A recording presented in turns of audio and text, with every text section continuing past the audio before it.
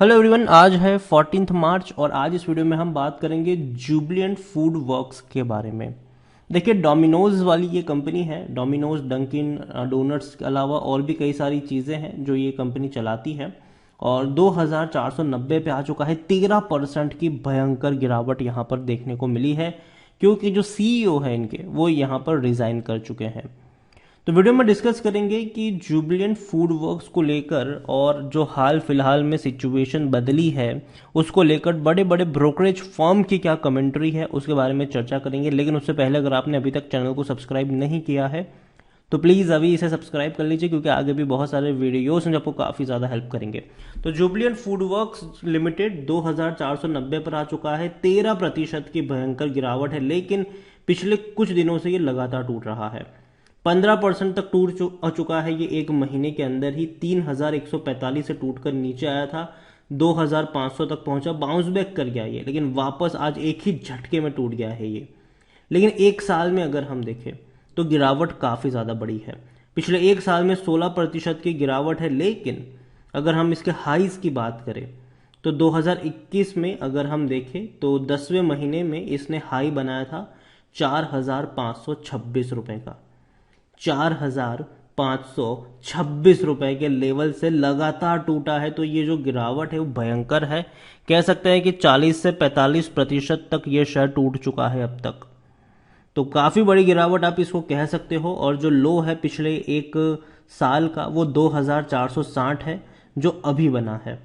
अभी ये लो बना हुआ ज़रूर है यहाँ पर। और जुबिलिएंट फूड वर्क्स की बात करें तो देखो, लॉन्ग टर्म में डेफिनेटली कंपनी का परफॉर्मेंस है। 10 साल का अगर हम ग्राफ देखेंगे तो पिछले 10 साल में 350% का ग्रोथ है। और जो मेजर ग्रोथ यहाँ पर देखने को मिला था वो 2017 की शुरुआत से था। ठीक है, 2017 में अगर हम बात करने जाएं तो ये शेयर 400 रुपए के आसपास ट्रेड कर रहा था, लेकिन 2021 आते आते ये 4500 तक चला गया। उसका कहीं ना कहीं एक जो बड़ा रीजन है, एक बड़ा बैकबोन है, वो कहा जाता है कंपनी के सीईओ। जो कंपनी के सीईओ है जुबिलिएंट फूड वर्क्स के, उन सीईओ को एक बहुत ही बड़ा कह सकते हैं कि हाँ, उनको एक क्रेडिट दिया जरूर जाता है क्योंकि उसी वक्त उन्होंने जुबिलिएंट फूड वर्क्स ज्वाइन किया था। अगर हम बात करने जाए कंपनी के सीईओ जो हालांकि अभी रिजाइन कर रहे हैं, और उनका नाम है भैया प्रतीक रश्मिकांत पोता।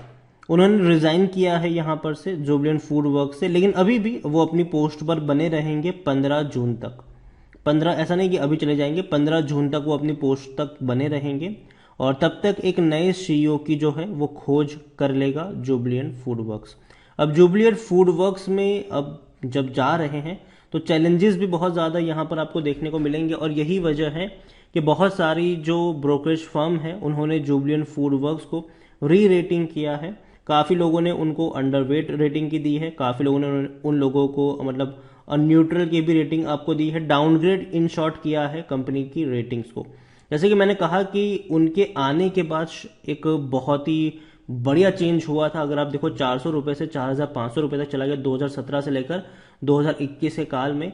अगर आप देखोगे तो this certainty is negative development as he has been instrumental in turning the business around post joining. 2017 में उन्होंने ज्वाइन किया था, ठीक है। और 2017 के बाद ही अगर हम देखें तो शेयर में काफ़ी ज़्यादा उछाल भी हमें देखने को मिला है। और उनकी कई सारी स्ट्रेटजीज जो थी वो काफ़ी ज़्यादा सक्सेसफुल रही है डोमिनोज के लिए। और डेफिनेटली कंपनी ने अच्छा खासा पैसा बनाया भी है और कई सारी चीज़ें हैं जिनका फ़ायदा मिला है। गेम चेंजर कहा जाता था उनको उस वक्त। और अभी जब ये सारी चीज़ें आई है तो बड़े बड़े ब्रोकरेज फर्म की क्या कमेंट्री है। मॉर्गन स्टैनली ने कहा है कि sudden leadership change threaten Jubilant Food Works near term outlook. मतलब शॉर्ट टर्म के लिए कुछ वक्त के लिए एक प्रेशर जरूर हो सकता है और इसीलिए मॉर्गन स्टैनली ने इनकी जो रेटिंग है उसको अंडर वेट में डाला हुआ है और टारगेट दिया है 2250 रुपए का टारगेट मॉर्गन स्टैनली की तरफ से यहां पर दिया गया है। दूसरी ओर जेपी मॉर्गन की अगर हम बात करें तो उन्होंने अभी इनको कह सकते हैं कि न्यूट्रल रखा है और टारगेट 3000 का है जेपी मॉर्गन का, लेकिन उन्होंने भी डाउनग्रेड ही किया है। अगर आप देखो तो Domino's pizza operator due to rising demand and margin risk, unexpected CEO resignation add uncertainty. तो देखो डिमांड राइज हो रही है, लेकिन जो मार्जिन है वो धीरे धीरे कम हो रहे हैं, और ऐसे में अगर सीईओ का रिजाइन करना डेफिनेटली एक रिस्क के तौर पर माना भी जाता है। एक और है बड़ा ब्रोकरेज फर्म है, वो है मैक्वायरी।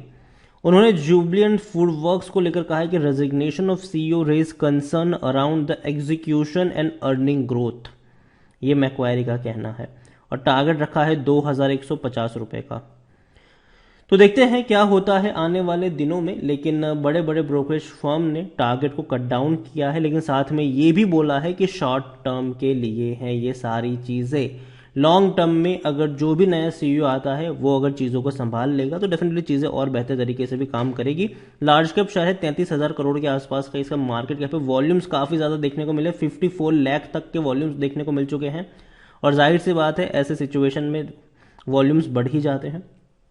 प्रमोटर के पास 41.94% की होल्डिंग है। दूसरे सबसे बड़े एफआईएल्स यहां पर भैया 39.77% की होल्डिंग एफआईएल्स के पास है। म्यूचुअल फंड इंश्योरेंस कंपनी ने खरीदारी करी थी दिसंबर क्वार्टर में, लेकिन तब सिचुएशन कुछ और थी। 9.54% की होल्डिंग म्यूचुअल फंड के पास है, 1.32% की होल्डिंग इंश्योरेंस कंपनी के पास है। यहां पर अगर हम देखें तो 60% का आपको ये डिविडेंड भी पे कर रहा है, 2021 में किया था, उसके बारे में भी हम बात करें उससे पहले अगर एक नज़र हम कर ले तो according to Moneycontrol user 15% लोग कह रहे हैं कि बेचो और भाग जाओ यहाँ से, 79% लोग खरीदने की और 6% लोग होल्ड करने की नसीहत आपको यहाँ पर देते हुए नजर आ रहे हैं। हालांकि फरवरी के टारगेट देखो तो भैया बहुत अच्छे थे, 4200 तक के टारगेट नजर आते थे, लेकिन तब सिचुएशन कुछ और थी, अभी सिचुएशन कुछ और है। पहले रशिया और यूक्रेन वाले मामले ने सबको परेशान किया, पहले ओमिक्रॉन ने परेशान किया, फिर रशिया यूक्रेन आया, फिर अब एंट्री हुई है भैया सीईओ के रेजिग्नेशन की, तो वो कहीं ना कहीं कंसर्न जरूर खड़ा करते हैं। रेवेन्यू में देखें तो इनके रेवेन्यू बढ़ जरूर रहे थे, लेकिन फाइनेंशियल ईयर 2021 में रेवेन्यू में इनका डिक्लाइन देखने को मिला है। 3,311 करोड़ का ही रेवेन्यू हुआ है, जो 3,927 करोड़ का हुआ था इनको।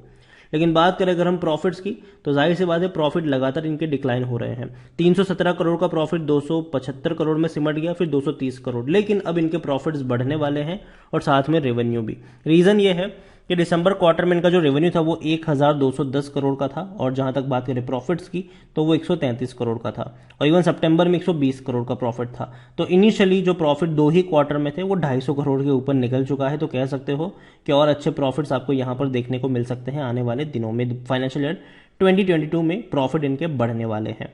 जुबिलेंट फूड वर्क्स के बारे में अगर मैं इनके डिविडेंड को लेकर चर्चा करूं तो कंपनी ने 2021 में सिर्फ 6 रुपए का ही डिविडेंड पे किया है, उससे पहले भी 6 रुपए का ही था, उससे पहले 5 रुपए का था, तो कोई अच्छा खासा डिविडेंड तो पहली चीज ये पे नहीं कर रहा है। यहां पर देखो तो खरीदारी के सही मौके हैं, क्योंकि शायद ओवरबोर्ड जोन में नहीं है, कोई भी रेड फ्लैग नजर नहीं आ रहा है, अच्छा डिविडेंड पे नहीं कर रहा है। 70% एनालिस्ट कहते हैं खरीदारी करो यहां पर, 70%। जो बड़ी ब्रांड है इनकी डोमिनोज है और डंकिन डोनट्स है, और भी 2-3 छोटी मोटी ब्रांड इनकी जरूर है, लेकिन मेजरली जो रेवेन्यू निकल कर अभी भी आता है वो डोमिनोज से ही इनका निकल कर आता है। देखो एक चीज मैं कहूंगा जुबिलेंट फूड वर्क्स को लेकर कि जुबिलेंट फूड वर्क्स में देखें तो प्रमोटर एफआईएल्स और बड़े बड़े फंड हाउसेस का ही पैसा ज्यादातर लगा हुआ है। रिटेल इन्वेस्टर का पार्टिसिपेशन सिर्फ 3.65% के आसपास ही देखने को मिल रहा है। बहुत ज्यादा बड़ी क्वांटिटी में रिटेल इन्वेस्टर्स नहीं है, और मैं यही कहूंगा अभी के लिए कि देखो मुझे जुबिलेंट फूड वर्क्स का देखो बिजनेस पसंद है, डोमिनोज मुझे पसंद है, क्योंकि अगर जब भी हम पिज्जा की बात करते हैं तो सबके जहन में डोमिनोज ही आता है, ठीक है। डेफिनेटली कुछ रीजनल प्लेयर जरूर है, लेकिन आज भी अगर हम देखें तो बड़े शहरों में लोग आज भी पिज्जा हट, डोमिनोज इन सब पे ज़्यादा डिपेंड रहते हैं और वहीं से मंगवाते भी है ऑर्डर्स वगैरह। और अब तो भैया लॉकडाउन वॉकडाउन तो कुछ रहा नहीं है, अब कोरोना का कोई कहर रहा नहीं है, लोग बाहर भी घूम रहे, खा रहे हैं, मंगवा रहे हैं। तो आने वाले दिनों में कह सकते हैं कि इनका बिजनेस तो बढ़ेगा ही बढ़ेगा, लेकिन ये जो अभी शॉर्ट टर्म का थोड़ा सा प्रॉब्लम जरूर हुआ है सीईओ के रेजिग्नेशन का, वो इम्पैक्ट तो करेगा, ठीक है, उसको हम इग्नोर नहीं कर सकते कि अच्छा नहीं करेगा, जी नहीं, इम्पैक्ट करेगा वो चीज़, लेकिन वापस से बाउंस बैक भी कर लेगा, ठीक है। एक गया है तो दूसरा आएगा, ठीक है। अब वो कितना अच्छा परफॉर्म करेगा ये तो आने वाला वक्त हमें बताएगा, लेकिन अभी के लिए मैं इतना ही कहूंगा जुबिलेंट फूड वर्क्स को लेकर कि कंपनी के बिजनेस में कोई कमी नहीं है, कंपनी का बिजनेस अच्छा है। अब जो नया पर्सन आएगा वो उसको कैसे हैंडल करेगा ये आप क्वेश्चन मार्क की तरफ आप उसको ले सकते हैं, लेकिन मुझे लगता है कि पोटेंशियल है कंपनी में, और अगर टूटता है तो खरीदारी के मौके भी जुबिलेंट फूड वर्क्स में बनेंगे। आज शायद मैंने पहली बार इसके ऊपर वीडियो बनाया है, नहीं दूसरी बार बनाया है, तो मैं यही कहूँगा आपसे जुबिलेंट फूड वर्क्स को लेकर कि अभी हर गिरावट में खरीदारी के मौके मुझे लगता है कि यहाँ पर बनेंगे, लेकिन लेकिन लेकिन किसी प्राइस पर बहुत सारे शेयर्स मत खरीद लेना, टुकड़ों में खरीदारी करना, क्योंकि जो चीज़ें हैं वो अभी भी अनसर्टेनिटी बनी हुई है। और अगर हम इसका ग्राफ देखें तो लगातार ये नीचे की तरफ जाता हुआ देखने को मिल रहा है। तो बॉटम कहाँ पर बनेगा ये कहना मुश्किल है। तो इसीलिए धीरे धीरे क्वांटिटी उठाओ, किसी एक लेवल पर बहुत सारे शेयर्स खरीदने की गलती मत कर लेना। हर 200 रुपये की गिरावट में अगर आप चाहो तो कुछ कुछ क्वांटिटी उठा के चल सकते हो। वीडियो को यहीं पे एंड करूंगा। पसंद आया हो तो लाइक करें, शेयर करें। चैनल पर अगर आप पहली बार आए तो प्लीज़ सब्सक्राइब करें। Thank you.